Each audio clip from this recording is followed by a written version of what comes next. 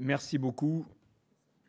Bonjour à toutes et à tous. Évidemment, je voudrais d'abord, dans un premier temps, m'associer aux remerciements qui ont été formulés par mes collègues des organisations du CAF pour saluer tous ceux qui s'engagent au quotidien. Et moi, je suis accompagné ce matin de Juliette, je ne sais pas où elle est dans cette salle, mais qui travaille à nos côtés pour faire avancer ce sujet de la détection et du traitement, j'allais dire, du mal-être en agriculture. Donc c'est très important pour nous, et au nom de la coopération agricole, de nous retrouver avec les différentes organisations du CAF ce matin pour aborder pour la troisième année ensemble la question de la prévention du mal-être en agriculture. Ce fléau est un fléau qui est souvent sournois, c'est-à-dire qu'il n'a pas de visage, il n'a pas de profil, et il peut toucher chacun d'entre nous, j'allais dire presque à n'importe quel moment. D'ailleurs, qu'on soit éleveur, ça a été dit, qu'on soit agriculteur, éleveur, qu'on soit salarié, parce que je pense que c'est des questions qui touchent aussi l'ensemble des gens qui travaillent aujourd'hui dans nos organisations, et ça peut même être vrai pour des salariés dans nos organisations coopératives aujourd'hui.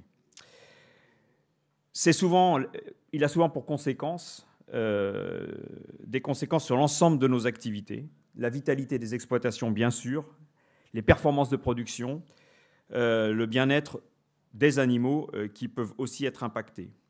Et pour ça, j'aimerais faire passer une idée, je pense que nous partageons, mais qu'on devrait dire, c'est que le bien-être doit s'approcher d'une manière globale, c'est-à-dire que, par déduction, le bien-être et à l'inverse, le mal-être en agriculture, c'est celui des hommes et des femmes qui y travaillent, des familles, mais aussi évidemment de l'ensemble de leur environnement et notamment celui aussi des animaux. Donc quand on parle de bien-être, je pense qu'il faut qu'on ait là aussi une approche d'un seul bien-être, one welfare comme on dit d'une certaine façon.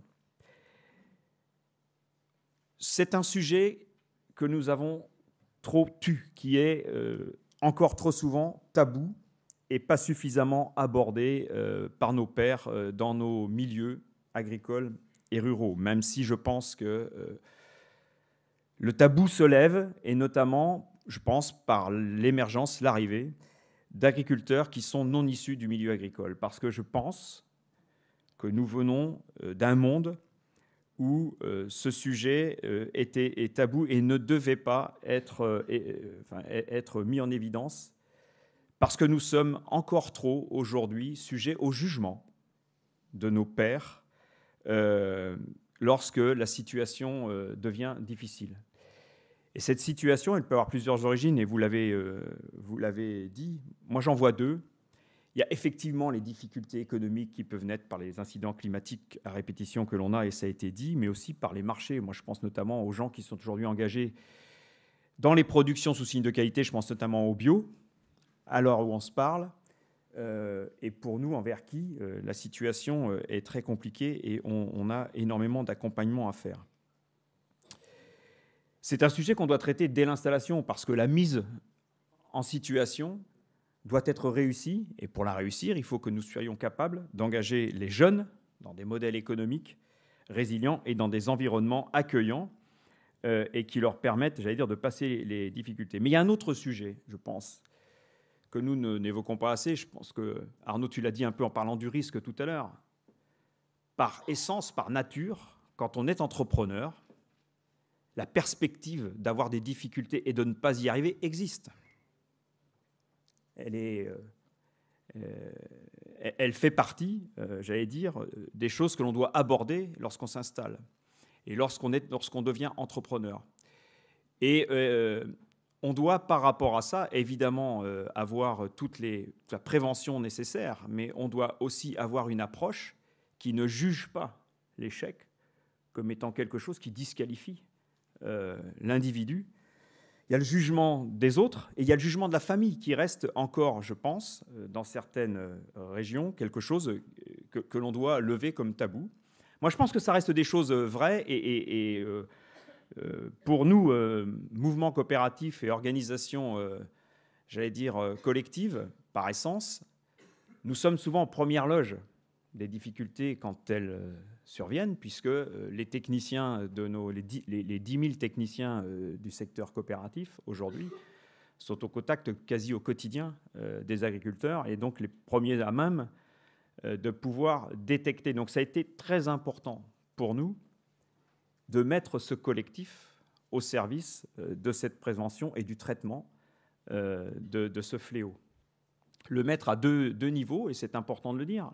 La première, j'ai tout à l'heure parlé de certains risques inhérents, j'allais dire. Il y a celui de l'isolement. Et la coopérative doit rester un lieu d'échange, de partage, un lieu de rencontre qui, justement, prévient de cet isolement. Et le fait, par exemple, de ne plus voir un agriculteur pendant un laps de temps doit être un signe qui doit nous mobiliser sur la période que traverse l'agriculteur en question. Et puis, le deuxième point, c'est de mettre ce réseau de conseillers au service de cette détection précoce et de cette prévention, par tous les signaux qu'on peut avoir. Évidemment, il y a les signaux économiques, mais il peut y avoir aussi les signaux de comportement, justement, par rapport à l'isolement. Mais il a surtout fallu que nous les formions à détecter et que nous les formions à réagir. Parce que vous pouvez avoir des agriculteurs qui, en situation de vulnérabilité, de fragilité, peuvent avoir des comportements de nature, j'allais dire, enfin, en tout cas très déstabilisants pour un technicien. Donc on a aussi formé ceux qui les forment, et on a surtout fait à un moment créer ce réseau et cette gouvernance qui permet de faire en sorte que l'individu technicien, enfin celui qui est au contact, ne soit pas l'éponge, mais puisse avoir les repères nécessaires pour pouvoir accompagner tout ça.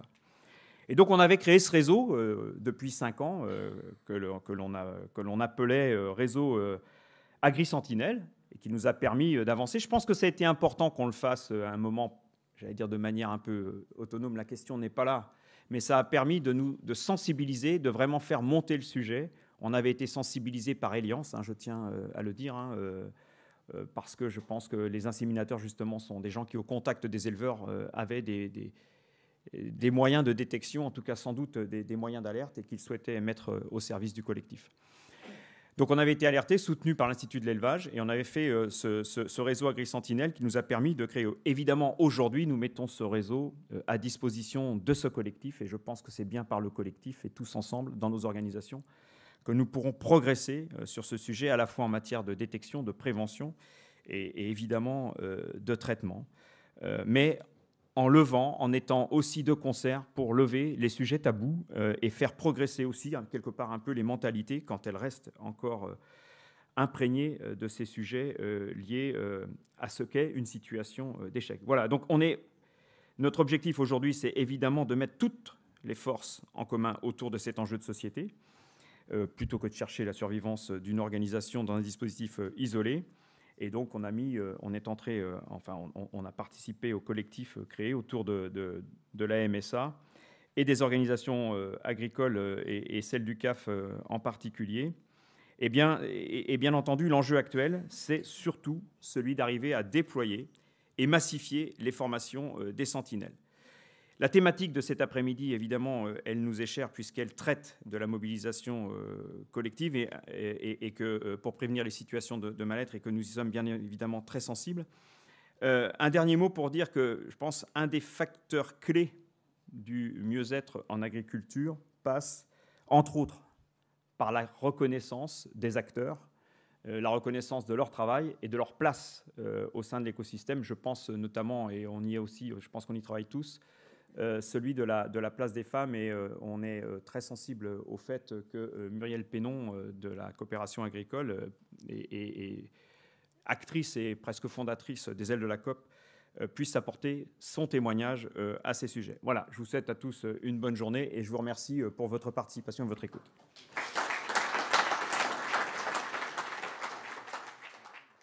Merci Dominique Chargé.